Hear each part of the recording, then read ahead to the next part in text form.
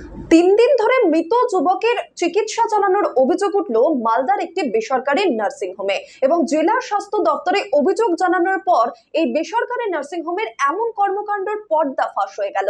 আর এই ঘটনাকে কেন্দ্র করে চাঞ্চল্য ছড়িয়ে পড়েছে গোটা মালদা জেলা জুড়ে।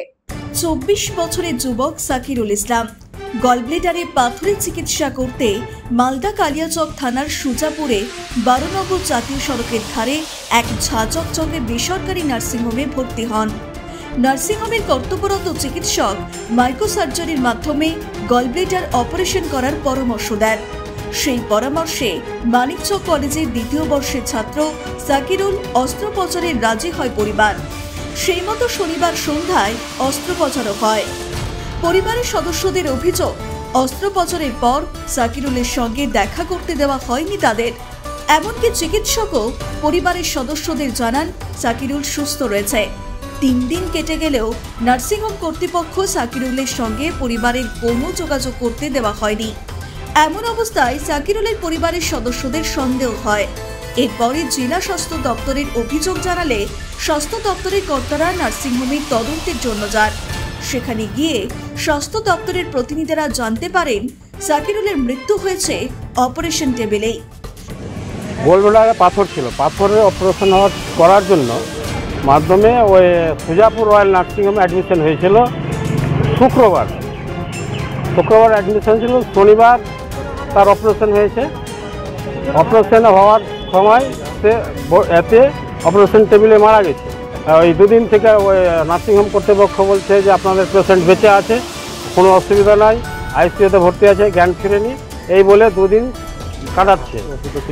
ওষুধ কিনেছে, প্রত্যেক দিন 5,000-6,000 টাকা করে ওষুধ কিনেছে। তারপরের দিন সকালবেলা রবিবার গেল, সোমবারের দিন যখন দুপুরবেলা আমরা মানে আমাদের যে গ্রামের যা গার্জেনরা বলছে যে আমাদের পেশেন্ট বোধহয় 99% নেই। তো আমরা ওই মানে তখন আমরা ওই স্বাস্থ্য দপ্তরে আমরা অনলাইন মাধ্যমে একটা ক্লেম করলাম। ক্লেম করার এতে ওই অনলাইন মাধ্যম থেকে ওই মেডিকেল টিম দিয়ে সন্ধ্যা 7টার সময় ওইখানে আমাদের বলছে যে পেশেন্ট মারা গেছে। পেশেন্ট ওই শনিবারই সন্ধ্যা 7টার সময় ওটিতেই মারা গেছে।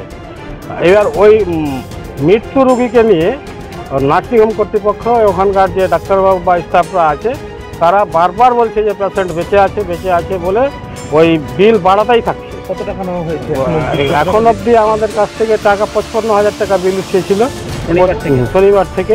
এবার 25,000 টাকার মতো সম্ভবত জমা করেছে। আপনারা অভিযোগ জানিয়েছেন কোথাও? আমরা অভিযোগ থানাতেও জানিয়েছি, স্বাস্থ্য দপ্তরেও জানিয়েছি। আমরা ওই নার্সিংহোম কর্তৃপক্ষ শাস্তি চাই, বেআইনিভাবে আর প্রশাসনিকভাবে ওর আমরা শাস্তি চাইছি। পুরো বিষয়টি কালিয়াচক থানাতে অভিযোগ করে পরিবারের সদস্যরা। পরিবারের অভিযোগের ভিত্তিতে তদন্ত শুরু করেছে কালিয়াচক থানার পুলিশ।